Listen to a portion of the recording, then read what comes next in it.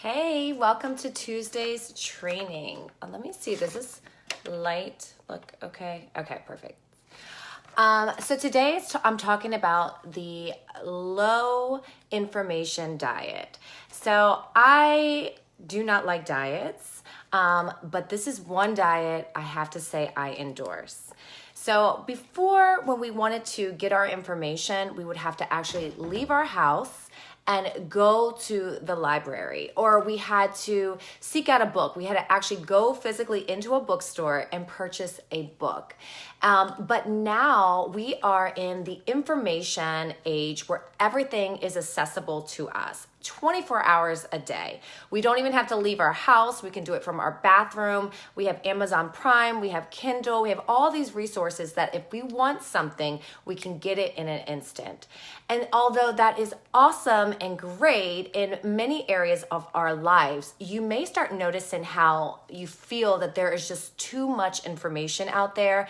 And then you start noticing that you just don't even know who to trust or what to believe. And so instead of taking action, you start to take no action. So if you're just joining me today, welcome. Thanks for showing up. Let me know you're here with a little hi or a one, or just say hi. And let me know, do you feel that there's just too much information out there? Do you sometimes feel so confused of what you should or what you shouldn't be doing, especially when it comes to diet and exercise? And if you feel that way, just drop me a one and let me know that that's you. My name is Laura, and I am a mom, an entrepreneur. I am a health coach, a personal trainer, and I am passionate about helping busy women learn how to unleash what's stopping them and holding them back from reaching their goals. And I do this by uncovering what foods and what areas of exercise and what lifestyle habits might be stopping them. And I've come to find that this one habit is really stalling a lot of the women that I speak to. It's confusion. So again, thank you again for watching.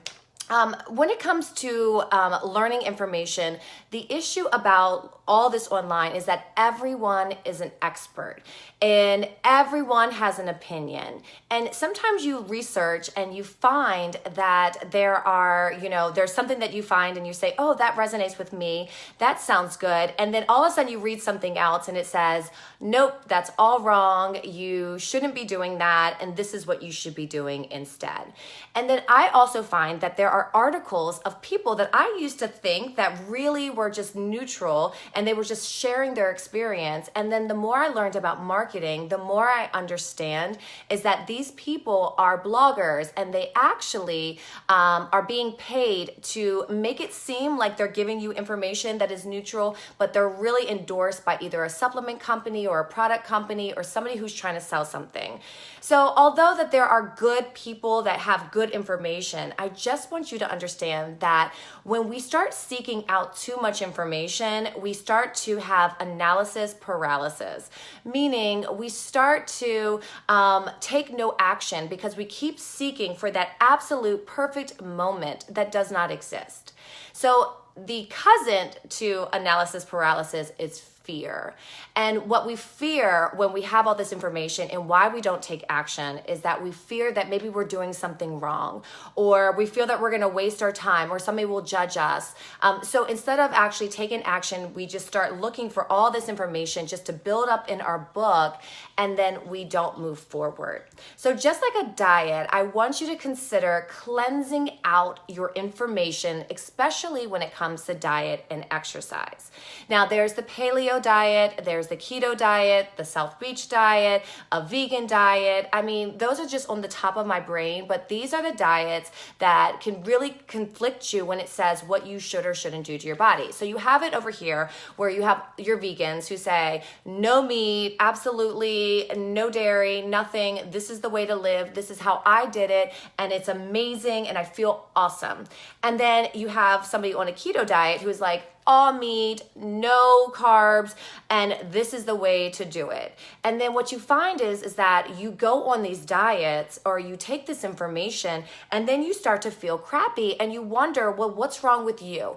What are you doing that's wrong? And the issue isn't about whether you are right or wrong or whether this diet is right or wrong. It's more about what is right for your body.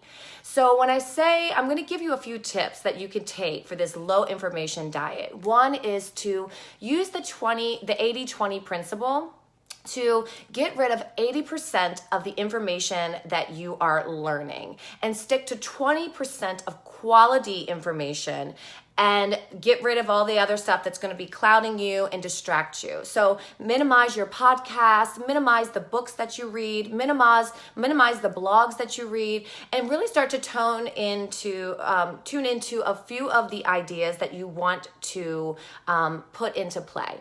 The second part is to experiment. Use your body. There is no better experiment, no better lab, no better test than your body. So instead of just wondering if you should do this because Joanne was doing it and she lost 30 pounds, how about you make a decision to try out one of those diets if that's what you want. Try out the keto diet and see if it works for you.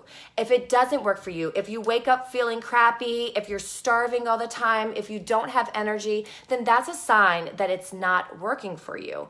Intermittent fasting. There are tons of research and show that is awesome for people, but there's also tons of research that shows that you should eat when you wake up in the morning too and not have long time breaks between the times that you're eating. And both are right in their own way. And it could be that one size does not fit all. And that's a model that we use in so many other areas of our lives. Why not in our diets? So if you are doing intermittent fasting and you are starving by 12 o'clock and you're scarfing down and mindlessly eating and you're not getting any results and you feel awful, then intermittent fasting is not for you. So my goal here is to not tell you what diet you should or should not be doing, but my goal is to help you understand that the more information that you seek, the more confusion you're going to have, and then the less action you're going to take. So I want you to kind of keep this in mind and really focus in on those experts that resonate with you. Use your body as an experiment and trust your intuition. You already know as long as you are open to the idea and listen to the cues that your body is giving you. So I hope this was helpful, and I am really passionate about helping women uncover, well, what foods are right for their bodies, which foods are not right for their bodies, and I really help to curate information so it's really simple to implement into your lives. And I find that is the key to really finally getting lasting results and to finally reach a lifestyle versus just going through another diet. So let me know your thoughts and let me know if you're ready to just get rid of all that extra information that is just clouding your mind. Thanks, Keisha. Hey, Maria. Well, thank y'all so much for watching. Leave me any message you have in the comments below and stay tuned for my next videos. Bye.